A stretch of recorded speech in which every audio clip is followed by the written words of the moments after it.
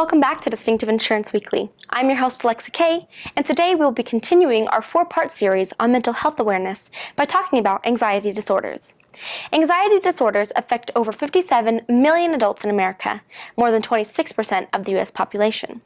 Anxiety disorders commonly occur in conjunction with other mental or physical illnesses, last at least 6 months, and can get worse without treatment. There are 6 types of anxiety disorders: panic disorder, obsessive-compulsive disorder, post-traumatic stress disorder, social phobia, specific phobia, and generalized anxiety disorder.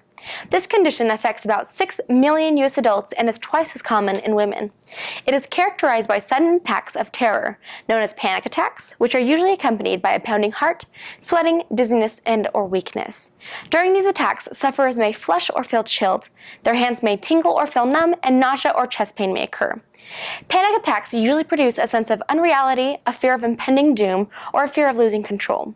They can occur at any time, even during sleep. About 1/3 of people who experience panic attacks become so fearful that they refuse to leave home. When the condition progresses this far, it is called agoraphobia, a fear of open spaces. OCD sufferers have persistent upsetting thoughts or obsessions and use rituals to control the anxiety these thoughts produce. Most often, the rituals end up controlling the person with OCD. For example, if someone is obsessed with germs and dirt, he or she may develop a compulsion of excessive hand washing.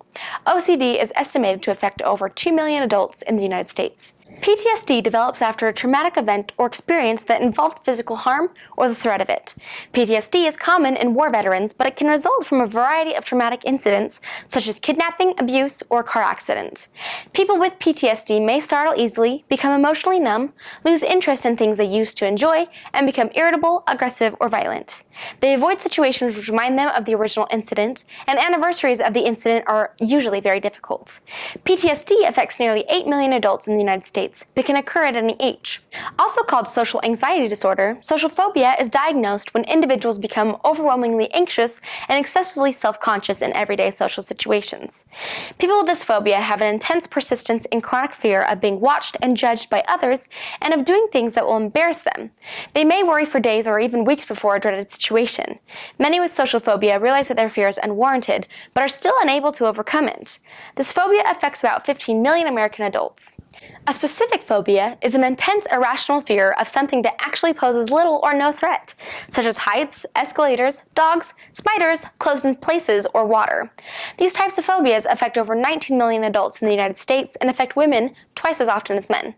Like social phobia, sufferers understand that these fears are irrational, but feel powerless to stop them.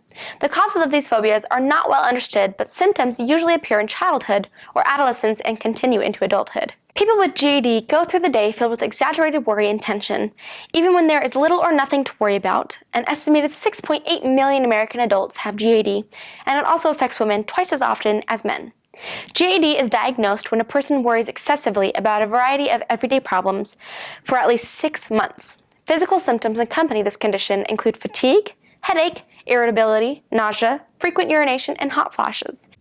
In general, anxiety disorders are treated with medication, specific types of psychotherapy, or both. Before treatment begins, a doctor must conduct a careful diagnostic evaluation to determine whether a person's symptoms are caused by an anxiety disorder or a physical problem.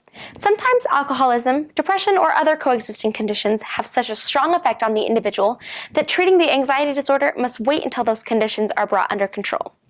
Those with anxiety disorders usually try several different treatments or combinations of treatments before finding the one that works for them. If you think you have an anxiety disorder, the first step is to take a visit to your physician. He or she can determine if your symptoms are caused by an anxiety disorder, another medical condition, or both. If an anxiety disorder is diagnosed, you will be referred to a mental health professional. For more information, contact the National Institute of Mental Health at www.nimh.nih.gov or 1-866-615-NIMH. Well, that's all we have this week, but thank you so much for sticking with us, and we hope you tune in next week for part 4. See you next time. If you liked our video, don't forget to hit subscribe to our YouTube channel. You can also find us on Facebook, Instagram, or Twitter. If you need a quote for any of your insurance needs, please visit our website at www.distinctive.net. See you next time!